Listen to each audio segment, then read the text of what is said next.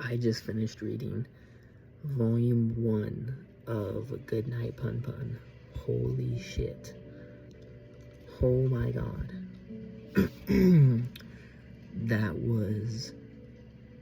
It was just volume 1, and I was just so captivated and so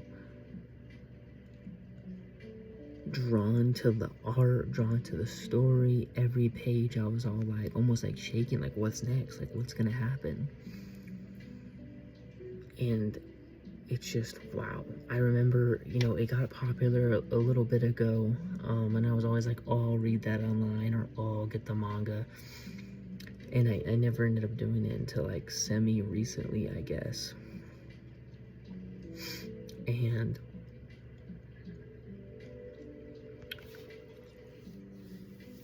that was a great decision. That was a fantastic decision. I wish I read that sooner, because I always see, volume 2, volume 3, this, that, and the other.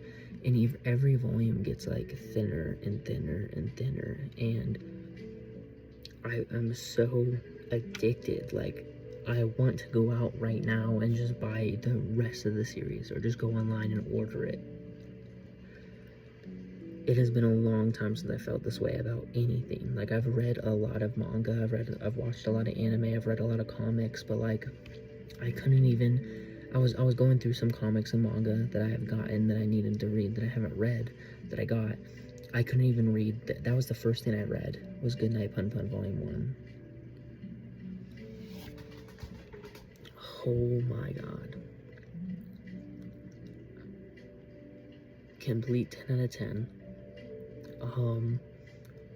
It's like realistic, it's like dramatic, it's kind of slice of life.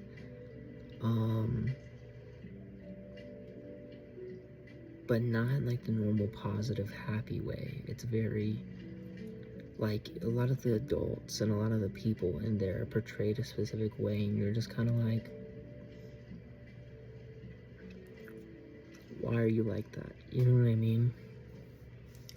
Man, dude, I don't even know. Like, without spoiling anything, because I didn't spoil myself for a couple of years, honestly, a couple of years. And I remember something that this kid came out saying I was gonna get an anime, and I was like, oh, I gotta read it. And that's what like kind of got me into this.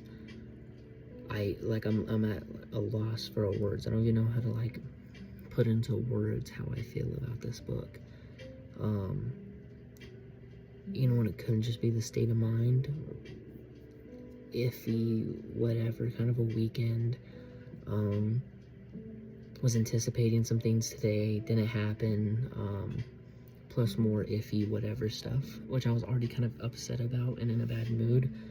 And then I read that and I was just like, wow. And then like, obviously, like, PunPun doesn't know what's happening, but towards the middle of the chapter, whenever he sees his dad again, and his dad like says goodbye, and like he makes up some bullshit lie, but the like big, like, double page spread, he said, I forgot to say one thing, I love you, PunPun.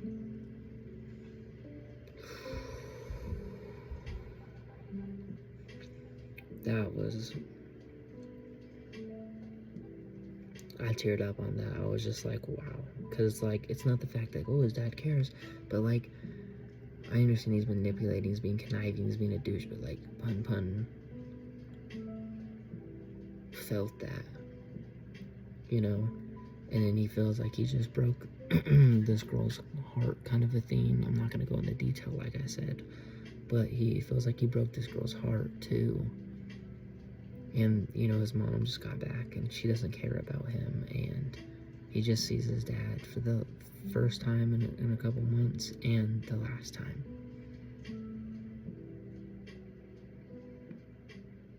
And his uncle isn't the most trustworthy, and there's just so much. And then there's a time skip of 2 years, and they're in middle school, and then he sees, the girl he thought, he let down, which he did in a way, with someone else, and he still loves her. That is deep, man. But I guess that's my spoiler-free review of Goodnight PunPun Volume 1.